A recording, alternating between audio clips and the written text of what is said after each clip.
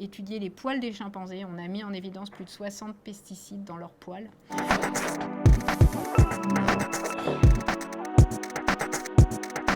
Je suis Sabrina Krief, je suis professeure au Muséum national d'histoire naturelle et je suis vétérinaire de formation. Je travaille depuis à peu près 25 ans sur les grands singes et plus spécifiquement sur les chimpanzés en Ouganda.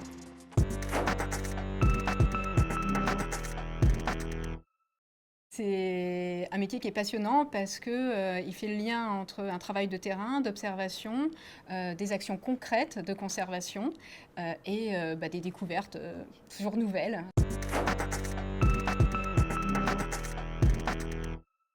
Le moment où on part chercher les chimpanzés, donc il est environ 5h30 du matin, on a une lampe frontale sur la tête. Pour l'instant, la forêt est calme. On marche dans le noir en essayant de trouver les nids des chimpanzés qu'on a laissés la veille et on attend que les chimpanzés se réveillent. Et en fait, en même temps que le réveil des chimpanzés, il y a le réveil de toute la forêt. Et là, les sons montent. On a les colobes qui émettent des cris qui ressemblent à des croassements d'énormes grenouilles et qui se répondent de tous les côtés de la forêt. Évidemment, on a les insectes. Et puis, à un moment donné, les chimpanzés sortent du nid, ils font pipi. Donc, on entend les gouttes qui tombent des arbres. Et ça, c'est super pour moi parce que donc, je suis vétérinaire et j'ai gardé cette composante santé qui est indispensable. Et c'est un peu comme une analyse d'urine qu'on fait chez les humains. Les urines du matin sont les meilleures car les plus concentrées.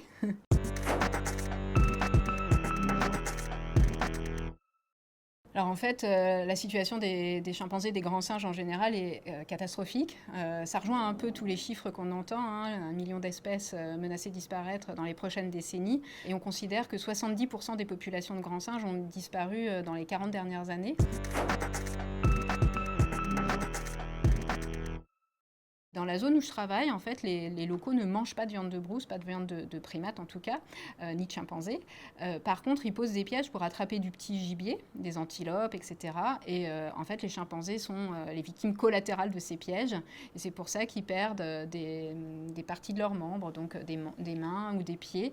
Mais le plus gros impact que l'homme a sur les chimpanzés par le biais du braconnage, c'est en fait les prélèvements qui sont faits pour récupérer les bébés. Donc les parents sont tués, les bébés sont récupérés et sont vendus sur les marchés comme animaux de compagnie, donc soit pour des riches propriétaires, des expatriés ou des riches africains qui en fait les mettent comme dans des mini-zoos chez eux, voire même ils sont l'objet d'un trafic international et ils partent vers des parcs d'attractions crapuleux, illégaux, parce qu'on n'a pas le droit ni de vendre des chimpanzés ni de les tuer.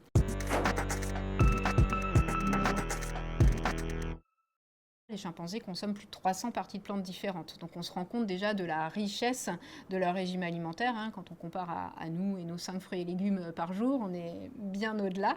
Évidemment, cette consommation permet la régénération et le fait de disperser les graines, puisque les chimpanzés vont, comme parfois on avale les noyaux des cerises, avaler les graines de certains fruits. Ils parcourent entre 5, 10, parfois 15 km par jour.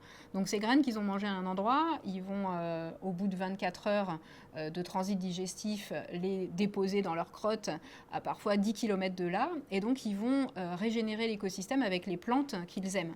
Donc, c'est assez incroyable de voir qu'en tirant un lien, soit une plante, soit un animal, on voit les réseaux qui se construisent.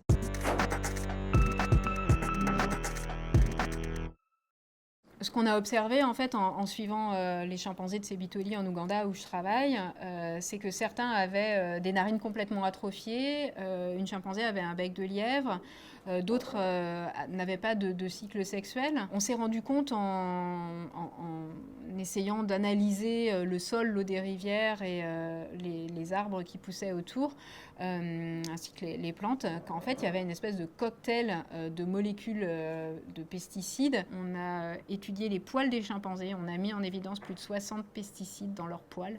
Et donc l'hypothèse la plus forte qui persiste et qu'il nous faut encore prouver, mais c'est pas si facile, puisque on peut pas faire de prise de sang aux chimpanzés, ils sont complètement sauvages et on peut pas les attraper, les capturer, c'est que les femelles, quand elles sont gestantes et qu'elles vont dans les champs de maïs ou dans les champs cultivés proches de leur forêt, exposent leurs bébés à des intrants chimiques qui sont par exemple le glyphosate qui est pulvérisé sur le thé localement. Donc simplement le corps des chimpanzés porte les stigmates, en fait les signes de cette action de l'homme sur la nature en général.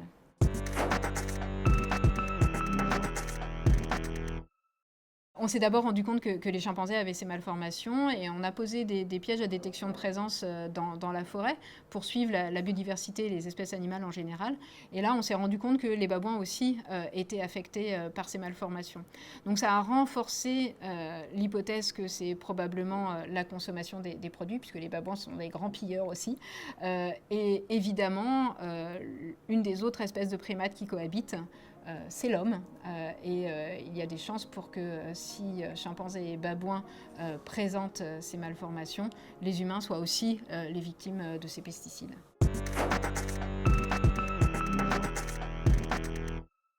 Cette forêt, elle est aussi extrêmement résiliente. Dans la zone où on travaille, dans les années 60-70, il y a eu de la déforestation. 50% des arbres ont été endommagés.